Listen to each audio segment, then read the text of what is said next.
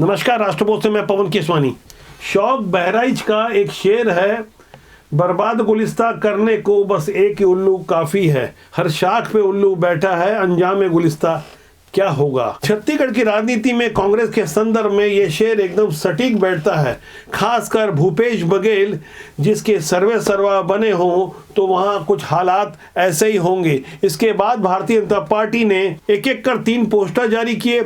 उन पोस्टर में छिपे हुए गूढ़ अर्थ को आपको समझना होगा कि आखिर भारतीय जनता पार्टी इन पोस्टर के माध्यम से क्या संदेश देना चाहती है। ये पहला पोस्टर है जिसमें कांग्रेस की धुनाई वाला शब्द लिखा हुआ है।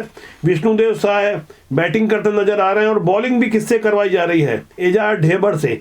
यानी यहाँ संकेत साफ है, भारतीय जनता पार्टी ये बताना चाहती है कि कौन सी विचारधारा से बॉलिंग करवाई जा रही थी और किसकी धुनाई हो रही है। इसके बाद दूसरे पोस्टर में आप गौर करें, जहां हंसते मुस्कुराते नजर आ रहे हैं भूपेश बघेल और नेता प्रतिपक्ष चरणदास महंत और कांग्रेस के प्रदेश अध्यक्ष दीपक बैज, और नीचे जिन्हें निपटाया गया है ऐसा संदेश दिया गया है ढेबर और अकबर। इन दोनों की कार्टून फोटो आपको नजर आ रही होगी। यहाँ सबसे बड़ा प्रश्न खड़ा होता है कि यहाँ ढेबर और अकबर की फोटो क्यों लगाई गई। दरअसल जिस तरह की हिंदुत्व की राजनीति छत्तीसगढ़ में चल रही है, वहाँ यह पोस्टर साफ तौर पर संकेत देता है कि ढेबर और अकबर की फोटो लगाना ही लाजमी था। इसके बाद एक तीसरा पोस्टर है जहां दिखाया जा रहा है कि जनता किस तरह से कांग्रेस के नेताओं को, खासकर भूपेश बघेल और अन्य नेताओं की जो तस्वीरें दी हुई है उन्हें दौड़ाते हुए नजर आ रही है। संकेतों की ऐसी भाषा से भारतीय जनता पार्टी ने अपना संदेश पहले ही देना शुरू कर दिया था। जब भाजपा की ओर से लोकसभा चुनाव के दौरान भूपेश बघेल के विरुद्ध एक पोस्टर जारी किया गया था जिसमें उन्हें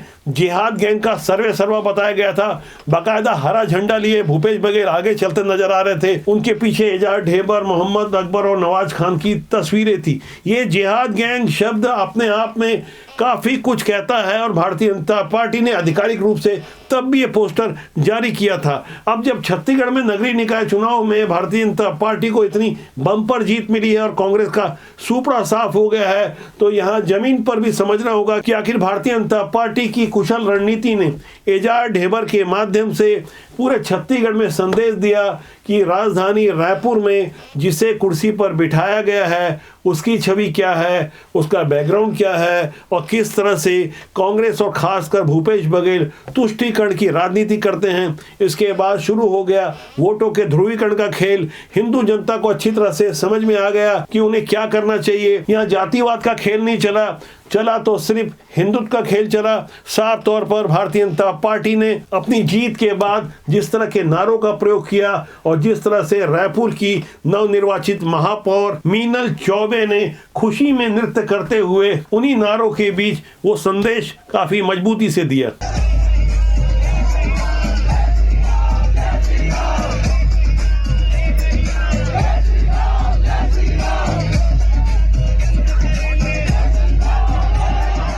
यहाँ गौर करने वाली बात है कि रायपुर के मुस्लिम बहुल इलाके में एजाज ढेबर जैसे नेता को करारी पराजय का सामना करना पड़ा, जबकि नई महापौर बनी मीनल चौबे ने 1,53,000 वोटों की ऐसी ऐतिहासिक लीड से जीत हासिल की मानो कोई लोकसभा चुनाव वो जीत रही हैं। जबकि गौर करने वाली बात है कि रायपुर में 50% भी मतदान नहीं हुआ था। यदि मतदान पर्याप्त होता तो वोटों की लीड का आंकड़ा इससे कहीं ज्यादा होता। इसी तरह बिलासपुर नगर निगम की राजनीति पर गौर किया जाए तो जहां मुस्लिम, क्रिश्चियन और दलितों को मिलाकर 40,000 ऐसे निर्णायक वोट थे जो कांग्रेस की झोली में जा सकते थे।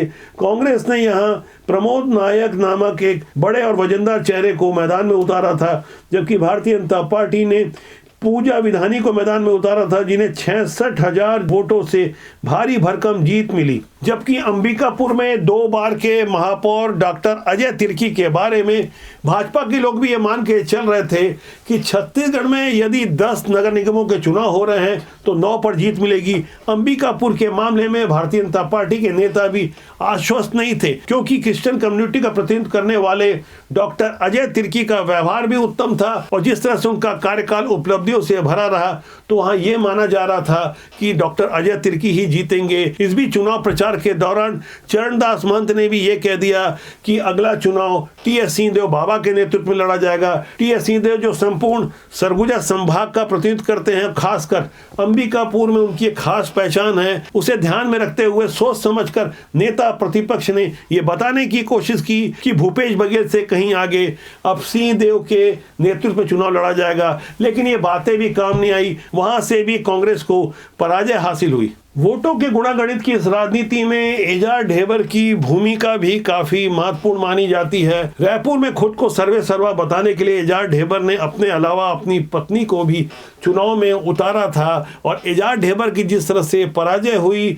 और आम जनता उनके बारे में क्या सोचती रही, इस पर हम आगे चर्चा करेंगे। लेकिन उससे पहले रायगढ़ में जो भारतीय जनता पार्टी को विजय हासिल हुई है, एक चाय बेचने वाला जो 29 सालों से लगातार राजनीति में सक्रिय रहा, भारतीय जनता पार्टी के विभिन्न पदों में रहा, मंडल से लेके युवा मोर्चा के जिला पदाधिकारी के अलावा भाजपा का प्रदेश पदाधिकारी में रहा। 29 सालों से बावजूद इसके वो चाय बेच रहा था, ईमानदारी से राजनीति कर रहा था। इन्हीं बातों को ओपी चौधरी ने भी मीडिया के सामने प्रस्तुत किया और बताया उनकी ईमानदारी को कि कोई उन्हें यदि चंदा भी देने आता था चुनाव के लिए तो भाजपा प्रत्याशी जीववर्धन चौहान विनम्रता से मना कर दिया करते थे। वो 61% वोट शेयर के साथ बम्पर जीत हासिल कर रहे हैं, जबकि कांकेर के बारे में दावा किया जा रहा है कि 73 सालों बाद भारतीय जनता पार्टी को वहां से जीत मिली है। इसी तरह आरंग में भी 25 साल बाद भारतीय जनता पार्टी को ऐतिहासिक जीत मिली है। जीत के नतीजों का स्वाभाविक रूप से असर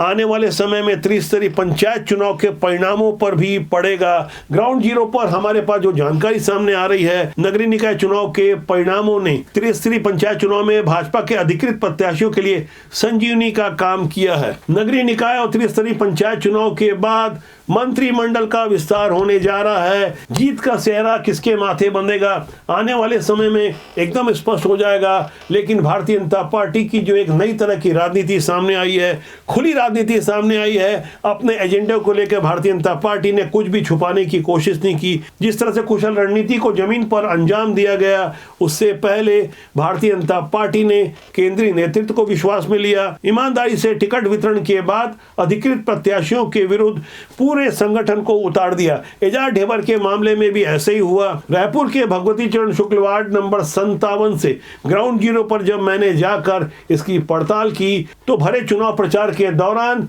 जनता जो कहीं ना कहीं एजाज ढेबर की गुंडा छवि को स्वीकार कर रही थी, ऑन कैमरा लोग कह भी रहे थे और बता भी रहे थे कि 5-5 हजार रुपए में एक वोट का सौदा होने जा रहा है। महिलाओं ने ऐसी बातें की, आम लोगों ने ऐसी बातें की। सुनने में ये भी आया है कि 5-5 हजार रुपए एक वोट का दे रहे हैं और टीवी दे रहा है, ये कर रहा है, सब कर रहा है। बिरयानी रोज बन रही है, सबको बट रही है, खिला रहे हैं, दारू पिला रहा है, सब है। तो लगता जीत जाएंगे उससे? नहीं, उससे तो जीतना ही नहीं है, क्योंकि यहाँ के लोगों कमल फूल और ये जो काम करे। ढेबर तो 5 साल महापौर रहे, उनको तो हर कोई जानता है, काफी चर्चित, नाम से चर्चे में है, लेकिन उनका स्वभाव मिलनसार नहीं है। वो गुंडागर्दी इस टाइप के हैं। जो एजाज ढेबर जी हैं, उनका नाम चलता जरूर है, लेकिन एक गुंडे की तरह है। अपनी हार से तिलमिलाए एजाज ढेबर का एक वीडियो सोशल मीडिया में तेजी से वायरल हो रहा है।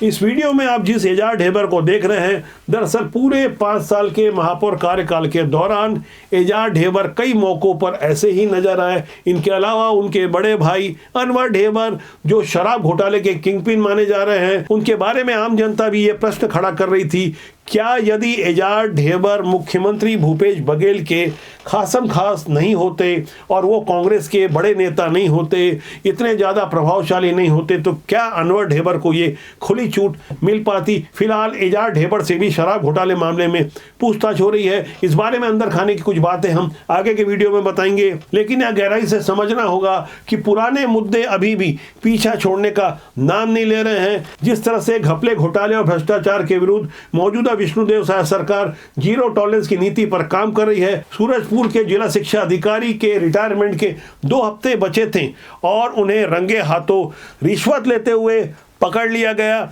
यानी सरकार ने अपने एक बड़े अधिकारी को रंगे हाथों एसीबी के माध्यम से पकड़वाया और कार्रवाई की, जबकि इसके पहले पुरानी सरकार की जो छवि थी, घोटाले के जो आरोप थे, वो नगरीय निकाय चुनाव में भी वो आरोप और पुरानी छवि पीछा छोड़ने का नाम नहीं ले रहे थे। छत्तीसगढ़ के जिस भी विभाग में हाथ डालिए, कहीं ना कहीं लेन देन वाली बात सामने आ जाती थी, कोई ना कोई स्कैम सामने आ जा रहा था। पीएससी परीक्षा से लेकर सीजीएमएससी और आरआई परीक्षा से लेकर आयुष्मान योजना, पाठ्य पुस्तक निगम में घोटाला, पुलिस भर्ती में घोटाला, फॉरेस्ट गार्ड भर्ती में घोटाला, कॉलोनाइजर स्कैम से लेकर, यानी जहां जहां भी नजर डाली जाए वहां वहां एसीबी को अपनी एक्टिविटी दिखानी पड़ रही थी। उन पुराने गड़े मुर्दों का भी असर समझ में आया लोगों को, और मौजूदा हालात में जिस तरह से प्रयागराज महाकुंभ में 50 करोड़ से ज़्यादा हिंदू जनता एकत्र होकर अपनी भक्ति और आस्था प्रदर्शित कर चुकी है, दरअसल वो एक माहौल है जो पूरे देश में गया है। सनातनी जनता की यही एकजुटता और यही मानसिकता कहीं ना कहीं वोटों में भी तब्दील होती है, उस विचारधारा के साथ खड़ी होती है जो पार्टी हिंदुत्व के एजेंडे पर, हिंदुत्व के मुद्दे पर न केवल खुलकर बात करती है बल्कि काम भी करते नजर आ रही है। जबकि दूसरी तरफ कांग्रेस के सर्वे सर्वा राहुल गांधी और उनकी भाषा बोलने वाले भूपेश बघेल हिंदुत्व के मुद्दे पर खुलकर विरोध करते नजर आए। पहले अयोध्या में राम मंदिर जाने से इनकार, उसके बाद महाकुंभ प्रयागराज वाले मुद्दे पर भी जो तीखी बयानबाजी हुई, मल्लिकार्जुन खड़गे सरीके कांग्रेस के प्रदेश अध्यक्षों ने भारतीय जनता पार्टी का ये काम भी आसान कर दिया। कुल मिला के बदले हुए हालात में जो बदली हुई राजनीति चल रही है वो नई दौर की राजनीति हिंदुत्व की है, और भारतीय जनता पार्टी और उनके रणनीतिकार इस मुद्दे को अच्छी तरह समझ चुके हैं। जो भारतीय जनता पार्टी का पुराना मुद्दा था, उसी मुद्दे पर भारतीय जनता पार्टी ने जात पात की राजनीति से अलग हिंदुत्व के मुद्दे पर जनता को एकजुट करने में जो सफलता हासिल की, वो सफलता चुनाव परिणाम के रूप में सामने आ रही है। देश को आवश्यकता स्वस्थ राजनीति की है, ईमानदार नेताओं की है। हमारा मानना है कि राजनीति बुरी नहीं होती, उसमें काम करने वाले लोग अच्छे या बुरे होते हैं। इसलिए हमारा आपसे आग्रह है कि आप अच्छे लोगों को प्रमोट करें देश की भलाई के लिए। जब तक ईमानदार लोग राजनीति में नहीं आएंगे, तब तक राजनीति के माध्यम से देश और समाज की सही सेवा नहीं हो पाएगी। आज के लिए इतना ही। मेरा आपसे आग्रह कि चैनल को देखें, लाइक करें, शेयर करें, सब्सक्राइब करें। बहुत जल्दी किसी नए मुद्दे पर मेरी आपसे फिर मुलाकात होने वाली है। नमस्कार।